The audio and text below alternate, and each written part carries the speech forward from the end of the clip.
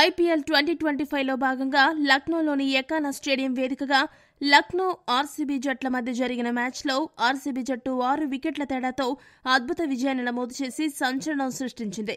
ఈ మ్యాచ్లో ఆర్సీబీ జట్టు ఏకంగా 228 పరుగుల లక్ష్యాన్ని ఛేదించింది. ఆర్సీబీ చరిత్రలో ఆ జట్టు ఛేదించిన అత్యధిక స్కోర్ ఇదే కావడం విశేషం. అలా ఈ మ్యాచ్లో చేజింగ్లో ఆర్సీబీ సరికొత్త చరిత్రకు నాంది పలికింది. మరొక ఆసక్తికరమైన విషయం ఏంటంటే ఈ సీజన్లో కోహ్లీ అర్ధ సెంచరీ చేసిన ఏ మ్యాచ్లో కూడా ఆర్సీబీ ఓడిపోలేదు. టాప్ 2కి చేరాలంటే ఖచ్చితంగా గెలవాల్సిన మ్యాచ్లో ఆర్సీబీ జట్టు టాప్ క్లాస్ ఆట తీరుతో లక్నోని మట్టి కరిపించి నెంబర్ 2 స్థానాన్ని దక్కించుకుని క్వాలిఫైర్ 1లోకి అడుగుపెట్టి పంజాబ్తో తలపడనుంది. హాజిల్వుడ్ తిరిగి జట్టులో చేరినా ఈ మ్యాచ్లో ఆడలేదు. టీమ్ డేవిడ్ గాయం కారణంగా జట్టుకు దూరమయ్యాడు. కొత్త కెప్టెన్ జితేష్ శర్మ బౌలింగ్ సమయంలో కెప్టెన్సీ సరిగ్గా చేయలేదు. కృణాల్ పాండ్యా ఈ మ్యాచ్లో మంచి ఎకానమీతో బౌలింగ్ చేసినా అతడితో కేవలం 2 ఓవర్లు మాత్రమే ఎందుకు బౌలింగ్ చేయించాడో అర్థం కాలేదు. బంతి ఎంతగానో స్వింగ్ అవుతుంటే అటువంటి పరిస్థితుల్లో భువనేశ్వర్ కుమార్ కు బౌలింగ్ ఇవ్వకుండా కృణాల్ పాండ్యాకి బౌలింగ్ ఇచ్చాడు.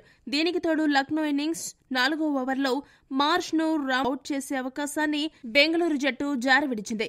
అందుకు భారీ మూల్యమే చెల్లించుకుంది. ఇలా మొదటి ఇన్నింగ్స్ లో చాలా తప్పులు చేయడంతో లక్నో 227 పరుగుల భారీ స్కోరు సాధించింది. ఇక ఆర్సీబీ బ్యాటింగ్ చేసే సమయంలో కీలక సమయంలో ఆ జట్టు టాప్ 4 బ్యాటర్లు అవుట్ అవడంతో ఆర్సీబీ ఓటమి ఖాయమని అందరూ అనుకున్నారు. కానీ అప్పుడు ఎంట్రీ ఇచ్చిన RCB captain Jitesh Sharma captain innings ఆడుతూ ఆకాశమే హద్దుగా చెలరేగి సునామీ బ్యాటింగ్తో లక్నో బౌలర్లను ఉతికారేశాడు. నేను ఫైర్ కాదు వైల్డ్ ఫైర్ అనేలా జితేష్ శర్మ పిచ్చకొట్టుడు కొడుతుంటే లక్నో బౌలర్లకు కన్నీరు తప్ప ఏమీ మిగల్లేదు. అలా ఈ మ్యాచ్లో Jitesh Sharma star of the మ్యాచ్గా నిలిచాడు. టీమిండియాకు ఫ్యూచర్ స్టార్గా కనబడుతున్నాడు. ఈ మ్యాచ్లో లక్నో జట్టు ఫీల్డింగ్ తప్పిదాలు కూడా ఆర్సీబీకి కలిసి వచ్చాయి.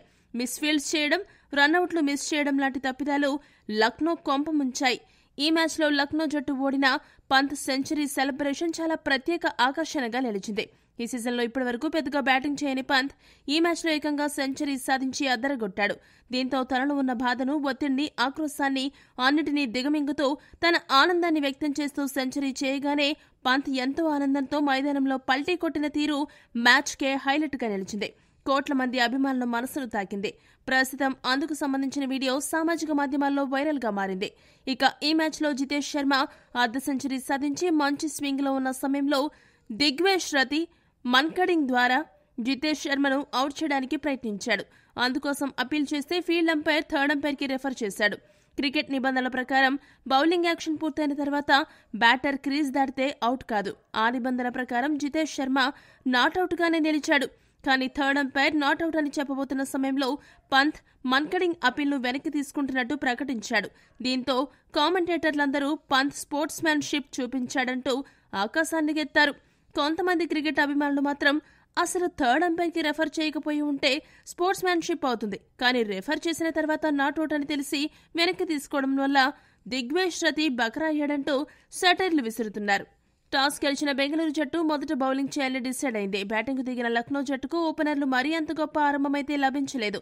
ఈ మ్యాచ్లో కొత్త ఓపెనర్గా బరిలోకి దిగిన మాథ్యూ బ్రిడ్స్కి 14 పరుగులు చేసి అవుట్ అయ్యాడు. ఇటువంటి పరిస్థితుల్లో మరో opener Mitchell Marsh anchor role పోషించగా one down batter Rishabh Pant మాత్రం ఈ సీజన్లో తొలిసారి జూలు విదిల్చిన సింహంలా ఆడుతూ దూసుకుపోయాడు. పవర్ ప్లేలో దూకుడుగా ఆడుతూ స్కోర్ బోర్డును పరుగులు పెట్టించాడు. పవర్ ప్లే తర్వాత కూడా వేగం తగ్గకుండా బ్యాటింగ్ చేస్తూ అదరగొట్టాడు. ఆర్సీబీ ఫాస్ట్ బౌలర్లను, స్పిన్ బౌలర్లను సమర్థవంతంగా ఎదుర్కొని పరుగులు రాబట్టాడు. ఇంగ్లాండ్ టెస్టు సిరీస్కు వైస్ కెప్టెన్గా ఎంపికయ్యాక పంత్కు కొత్త జోష్ వచ్చినట్టు ఉంది. ఆ జోష్తోనే ఈ మ్యాచ్లో దుమ్ము దులిపేశాడు. పంత్ ఈ సీజన్లో మొదటిసారి ఈ రేంజ్లో ఆడడం చూసి పులకరించిపోయారు. పంత్ ఈజ్ బ్యాక్ అని ప్రశంసలు కురిపిస్తున్నారు అభిమానులు. ఇక ఆరంభంలో నెమ్మదిగాడిన మిచెల్ మార్ష్ ఆ తర్వాత ఊహించని రీతిలో వేగం పెంచాడు. ఒకవైపు పంత్, మరోవైపు మిచెల్ మార్ష్ ఇద్దరు కూడా నువ్వానేనా అన్నట్లు మధ్య ఓవర్లలో హిట్టింగ్ చేయడం మొదలుపెట్టారు. చూస్తుండగానే ఇద్దరు అర్ధ సెంచరీలు కూడా పూర్తి చేసుకున్నారు. దీంతో ఆర్సీబీ బౌలర్లకు చుక్కలు కనిపించడం మొదలైంది. RCB captain Jitesh Sharma RCB బౌలర్లను వరుసపెట్టి మారుస్తున్నా ఏమాత్రం లాభం లేకపోయింది. పంత్, మార్ష్ ఇద్దరు కలిసి 2వ వికెట్కు ఏకంగా 152 పరుగుల భారీ భాగస్వామ్యాన్ని నెలకొల్పారు. ఇటువంటి పరిస్థితుల్లో భువనేశ్వర్ కుమార్ బంతిని తీసుకుని 37 బంతుల్లో 181 స్ట్రైక్ రేట్తో 67 పరుగులు చేసిన మిచెల్ మార్ష్ను అవుట్ చేశాడు.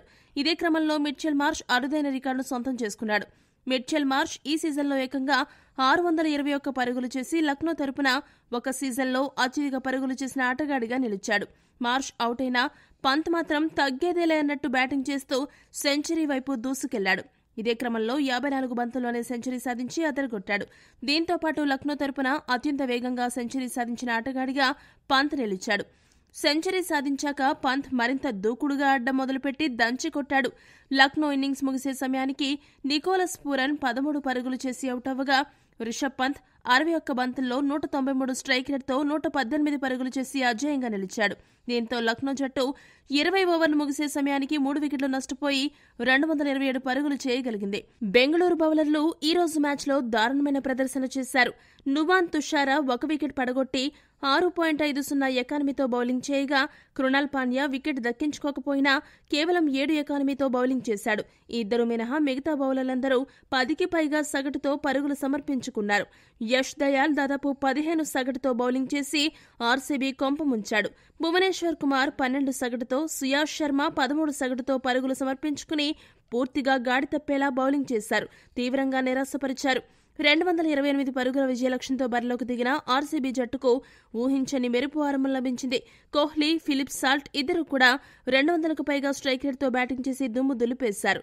ఇద్దరు ఆరంభం నుండి బౌండరీలతో విరుచుకుపడ్డారు. దీంతో ఆర్సీబీ స్కోర్ పరుగులు పెట్టింది. అయితే సరిగ్గా పవర్ ప్లే ముగుస్తుంది అనగా 19 బంతుల్లో 30 పరుగులు చేసి దిగ్వేష్ రతి బౌలింగ్లో అవుట్ అయ్యాడు. పవర్ ప్లే ముగిసే సమయానికి ఆర్సీబీ జట్టు 66 పరుగులు చేసింది. ఇదే క్రమంలో ఆర్సీబీ ఒక రికార్డును సొంతం చేసుకుంది. ఈ సీజన్ ఐపీఎల్లో ఒక సిక్సర్ కూడా పవర్ ప్లేలో కొట్టకుండా అత్యధిక స్కోర్లు చేసిన జట్ల జాబితాలో ఆర్సీబీ మొదటి స్థానంలో నిలిచింది. ఆ తర్వాత క్రీజ్లోకి వచ్చిన రజత్ పాటీదార్ వేగంగా ఆడే క్రమంలో 7 బంతుల్లో 14 పరుగులు చేసి విలియం రూర్కే బౌలింగ్లో అవుట్ అయ్యాడు. ఈ షాక్ నుండి తేరుకోకముందే ఆ మరుసటి బంతికే Liam Livingstone golden duck out అయ్యాడు. అలా విలియం రూర్కే ఒకే ఓవర్లో 2 వికెట్లు పడగొట్టి ఆర్సీబీకి డబుల్ స్ట్రోక్ ఇచ్చాడు. దీంతో ఒక్కసారిగా ఆర్సీబీ జట్టులో గుబులు మొదలైంది. అయితే ఆకాష్ మహారాజ్ వేసిన 10వ ఓవర్లో కోహ్లీ, మయాంక్ అగర్వాల్ కలిసి 18 పరుగులు రాబట్టడంతో ఆర్సీబీలో మళ్లీ జోష్ మొదలైంది. అయితే వేగంగా ఆడే క్రమంలో 30 బంతుల్లో 54 పరుగులు చేసిన కోహ్లీ భారీ షాట్కు ప్రయత్నించి ఆవేష్ ఖాన్ బౌలింగ్లో అవుట్ అయ్యాడు. ఇదే క్రమంలో కోహ్లీ 2 సూపర్ రికార్డులు నెలకొల్పాడు. ఆర్సీబీ తరపున కోహ్లీ 9,000కు పైగా పరుగులను సాధించాడు. దీంతో టీ20 క్రికెట్లో ఒక జట్టు తరపున అత్యధిక స్కోరు చేసిన ఆటగాళ్ల జాబితాలో కోహ్లీ మొదటి స్థానంలో నిలిచాడు. అంతేకాకుండా కోహ్లీ ఈ సీజన్తో కలిపి ఇప్పటివరకు 5 సార్లు 600 కంటే ఎక్కువ పరుగులు సాధించాడు. దీంతో ఐపీఎల్ చరిత్రలో అత్యధిక సార్లు 600 కంటే ఎక్కువ పరుగులు చేసిన ఆటగాళ్ల జాబితాలో కోహ్లీ మొదటి స్థానంలో నిలిచాడు. 123 పరుగులకు 4 వికెట్లు కోల్పోవడంతో ఆర్సీబీ జట్టు గెలవడం అసాధ్యమేమో అనిపించింది. కానీ మయాంక్ అగర్వాల్, జితేష్ శర్మ ఇద్దరు కూడా తగ్గేదేలే అన్నట్టు బ్యాటింగ్ చేసి 200కు పైగా స్ట్రైక్ రేట్తో హిట్టింగ్ చేసి మధ్య ఓవర్లలో పరుగులు రాబట్టి లక్ష్యాన్ని కరిగించడం మొదలుపెట్టారు. 14, 15, 16 ఈ 3 ఓవర్లలో ఈ ఇద్దరి పుణ్యమా అని ఆర్సీబీ జట్టు ఏకంగా 50 పరుగులు సాధించి అదరగొట్టింది. దీంతో ఆర్సీబీకి గెలుపు ఆశలు ఒక్కసారిగా చిగురించాయి. ఇదే క్రమంలో జితేష్ శర్మ 23 బంతుల్లోనే అర్ధ సెంచరీ నమోదు చేశాడు. అయితే 25 బంతుల్లో 228 స్ట్రైక్ రేట్తో 57 పరుగులు చేసిన జితేష్ శర్మను దిగ్వేష్ రతి మన్కడింగ్ ద్వారా అవుట్ చేద్దామనుకుని భంగపడ్డాడు. అయితే ఆ తర్వాత అవకాశాన్ని అందిపుచ్చుకున్న జితేష్ శర్మ విలియం రూర్కే బౌలింగ్లో బౌండరీలు, సిక్సర్లతో విరుచుకుపడి ఆర్సీబీకి గెలుపుని ఖాయం చేశాడు. జితేష్ శర్మ 33 బంతుల్లో 258 స్ట్రైక్ రేట్తో 85 పరుగులు చేసి అజేయంగా నిలవగా మయాంక్ అగర్వాల్ 23 బంతుల్లో 178 స్ట్రైక్ రేట్తో 41 పరుగులు చేసి అండగా నిలిచాడు. దీంతో ఆర్సీబీ జట్టు మరో 8 బంతులు మిగిలి ఉండగానే గెలుపు తీరాలకు చేరింది. 6 వికెట్ల తేడాతో విజయాన్ని సాధించింది. అలా ఈ మ్యాచ్లో గెలుపుతో ఆర్సీబీ జట్టు నెంబర్ 2 స్థానాన్ని దక్కించుకుని క్వాలిఫైర్ 1లోకి దూసుకెళ్లింది.